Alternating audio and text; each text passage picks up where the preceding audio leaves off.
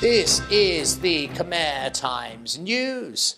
My name is Paolo Bonini, and these are your headlines. Hit and run drivers leave children dead on the tarmac. A drug-fueled lunatic takes on the police. And how the kingdom has ranked #1 in AIDS prevention. But firstly, it's to our headline story, and yet again, the curse that is hit and run drivers murdering innocent motorists is causing outrage on social media. It seems to be a blight that never goes away. And in the first story this week, an entire family was wiped out by a careless and selfish truck driver. A family in Takao province had embarked on a family trip. They had set off in the early hours of the morning, just as the sun rose. What they did not know was that early morning trip was to send them all to the graveyard. For at 6:30 a.m., a Hyundai truck driving at speed careered into their family vehicle. The force of the impact was so severe that the mother, the father, and 2 small children died. The children were 2 girls, one 6 years old, and the other was just 3 years old. The man driving the truck did not try and help those young girls. He did not try and help the parents. He did not think to try and save a life. He quite simply got out of his cab and he ran. He ran as fast as he could from his responsibilities to help 2 children that were in a critical condition. Now, think about this. If you look at this photo, you will see the family's small blue truck, and you will see where the family sat. They would have been trapped in the twisted metal bleeding.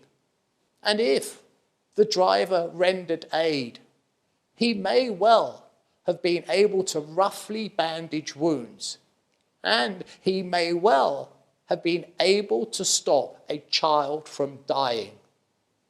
But he did not. His only one concern was to preserve himself. Now, this particular driver is still being hunted for by the police. And in our second hit-and-run incident this week, yet again, the blood of a child ran freely on the tarmac as a 15-year-old boy returning home in Phnom Penh one evening was struck on his motto by an unidentified vehicle. And he was left in the road like a bag of garbage. And it was there on the asphalt his life bled away, as yet another selfish driver looked at the damage he had caused and thought not of saving the life of that child. He thought only of himself, and the driver fled. There are so many incidents of hit and run. It seems to be some kind of deadly plague. And many on social media are rightly outraged at the death of so many children this week. Some observers suggesting a compulsory jail term should be imposed for anyone leaving the scene of an accident, no matter how minor the accident is. Simply put, if you run from your crime, you will do time. This week's Crime Desk is all about drugs, drugs, and more drugs, as a crazed lunatic takes on the police with a machete, and there's a record high in drug arrests.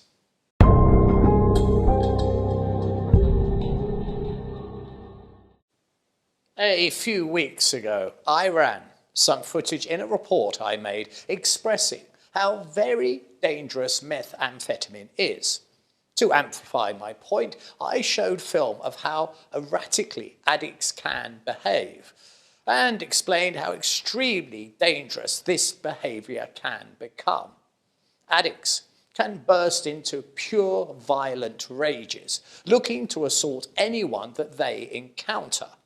So, firstly, let me show you the footage I ran a few weeks ago of erratic junkies, and then I will show you a new piece of footage of an addict here in Cambodia. Footage of a man so high on amphetamines, he attempts to assault numerous police officers with a machete. Firstly, the erratic junkies footage. This is our first guy. He's on a sidewalk and you can see he's doing some very erratic things. What he's trying to do here is actually put on his shoe. But look how his leg moves, his hand moves. And this is the sort of behavior that you'll see all the time with meth users. With this second example, we have a man with his son shopping in America. And as he rounds the corner of the aisle, here is a woman completely whacked out on meth. Now allow me to quote from the National Library of Medicine, and what they say is, after 3 or more days without any sleep, the addict becomes paranoid and easily agitated. It is this stage that is termed as tweaking. This leads to outbursts of frustration and agitation, as well as extremely erratic behavior. Tweakers are highly unpredictable and can be a danger to themselves and to others. There we saw addicts high on meth and tweaking. That is, behaving extremely erratically. And that behaviour can turn very violent indeed, as police officers in Phnom Penh were to find out this week. A crazed drug addict had to be forcibly subdued by specialist police after he ran amok in the capital with a large machete. And he became a very real danger to everybody. Witnesses described how the man had threatened bystanders with the machete and was considered to be extremely dangerous. The man refused to surrender, so specialist forces had to forcibly subdue this crazed addict as best they could. It was all captured on film. Now watch this red chair come in. There it goes. And the guy just caught it very deftly and calmly placed it to one side. But then again, these are the special forces and they know exactly what they're doing. There's a gentleman there who just wandered past screen and he's filming the whole thing. You can see his back to screen there. He's filming all of this and believe me, it will appear in court and the judge will be enraged. Now, it's only when looking at this footage closely on a proper monitor I noticed something. He hasn't just got a machete. In his left hand, he also has a meat cleaver. And these people, when they're this high, believe me, they have the strength of Hercules. They're running on chemicals that could send a rocket to the moon. They are extremely dangerous. But watch this. See that? They've just clamped that pole around his neck. And that's how they do it. They pin your head and your body is pretty much immobile. And the last journey he's going to take is into the back of this van and then to the police station, where the interrogation begins. After his detention by the police, the suspect was taken into custody, where he was tested for drugs. I think you can know where I'm heading with this one. To the surprise of absolutely nobody, his drug test came back positive. Good Lord, who would have thought of that? He is now in jail and he awaits a trial so that he can explain his behaviour. Now, to follow on from our violent tweaker that raged against the machine, let's take a much wider look at the problem.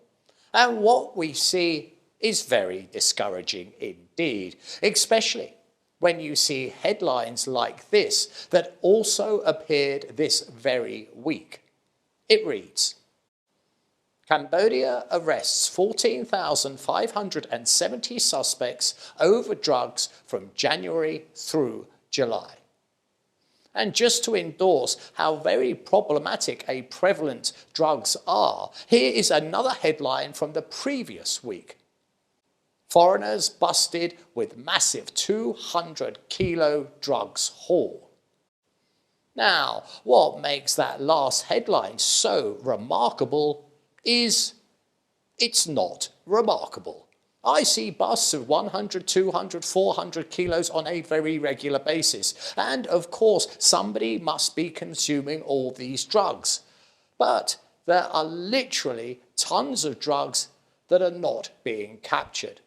And we know that they are making their way to the streets, with drug arrests alone being 14,500 in the first half of the year. That equates to nearly 2,500 drug arrests every single month. But I have not even told you the really bad news yet, and that is the amount of drug busts is up by a staggering 43% on the same period as last year, and that is one almighty rise. But, of course, we have to be very careful with such data. Does that 43% increase mean a huge surge in addicts? Or does it indicate a much leaner, meaner police force that are clamping down? Only time will answer that question. But for now, these numbers of record seizures and record arrests are causing concern. And if you're involved in drugs, I want you to remember this. In Cambodia, if you are caught with just 80 grams of drugs, you could be jailed for the rest of your life. There is a war raging in Cambodia, one that has been fought for decades, and each and every year hundreds of people die. It is a war without end, as the enemy is AIDS. But for Cambodia this week, there is some good news, as Cambodia has ranked first in the region for its work controlling HIV/AIDS. Cambodia was ranked number 1 in Asia Pacific by the United Nations. And that really is something for a developing nation to be mighty proud of. The AIDS 2024 conference was held in Munich, Germany this year, where the kingdom's positive progress was duly noted. The head of AIDS Prevention Cambodia said that international researchers had now found a way to prevent HIV transmission by injecting at-risk persons twice a year with a preventative medication to ensure they will not contract the disease. And this has been a huge boost in helping to control HIV. But it is not all good news, as concerns remain about reducing the number of new infections, as Cambodia itself has an estimated 76,000 people infected with HIV, and every single day another 4 additional people are infected. And of all the groups at risk who are now getting infected more than any other, it is not drug addicts. It is not those working in the sex trade. It is young people in their early 20s or even younger, as they are running the risk of having unprotected sex. This is not a battle with an end in sight, but a never-ending war. But at current, Cambodia is gaining the upper hand and the respect of its peers in this never-ending fight. It's time to have a look ahead and see what the weather has in store for us next week. And here we are in the final straight, which is the weather, the end of the show. I don't know what sort of week you had. I had an absolute cracker. I travelled 1,100 kilometres, which took me 2 days, to go and see a hole in the ground. No, really, I did. It was an ancient well from the Khmer Empire that was in Thailand, and I didn't know it was there. I was just going to see a site, and I was absolutely elated. I've never seen anything like it. There's nothing comparable. So it was a wonderful, wonderful experience. Bloody long way for a hole in the ground, one must admit. Now then, let's move on to what happened last week into what's going to happen next week. And what we see is rain across the board, and it's getting heavier as the week goes on. But these are, of course, isolated showers in certain areas. The big news really is the temperature could still be as high as 36 degrees. This has been the Khmer Times News. Please do subscribe and comment and stay up to date with all the breaking news by following us on both Facebook and Telegram. This has been Paolo Bonini, and that was the week that was. I'll see you next weekend for your weekly Roundup.